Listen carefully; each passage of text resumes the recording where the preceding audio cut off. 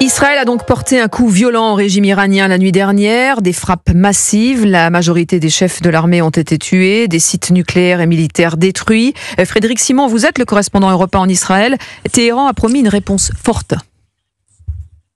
Oui, la riposte iranienne risque d'être cinglante et Israël se prépare à tous les scénarios. Une attaque de drone lancée ce matin a été déjouée, mais des contre-offensives impliquant des missiles balistiques sont à prévoir, venus d'Iran, mais aussi du Liban, où le Hezbollah, allié de l'Iran, certes très affaibli, a préservé une partie de son arsenal. Benjamin Netanyahu a d'ailleurs mis en garde ses concitoyens en leur affirmant qu'il était probable qu'ils devront rester dans les espaces protégés plus longuement que ce à quoi ils s'étaient habitués. L'espace aérien d'Israël est d'ailleurs totalement fermé. Mais pour l'heure, les dirigeants de l'État hébreu dressent un premier bilan positif de l'offensive. Plusieurs responsables de premier plan du régime des Mollahs ont été tués. Le numéro 1 des gardiens de la révolution, le corps d'élite de l'armée iranienne, ainsi que le commandant en chef de son aviation, le chef d'état-major des forces armées et d'autres généraux. Des scientifiques impliqués dans le programme nucléaire auraient trouvé la mort aussi dans les frappes israéliennes. Des centaines de cibles ont été bombardées par les avions de chasse. Sites liés au programme nucléaire, entrepôts et usines de missiles, centres de communication, aéroports, résidences privées,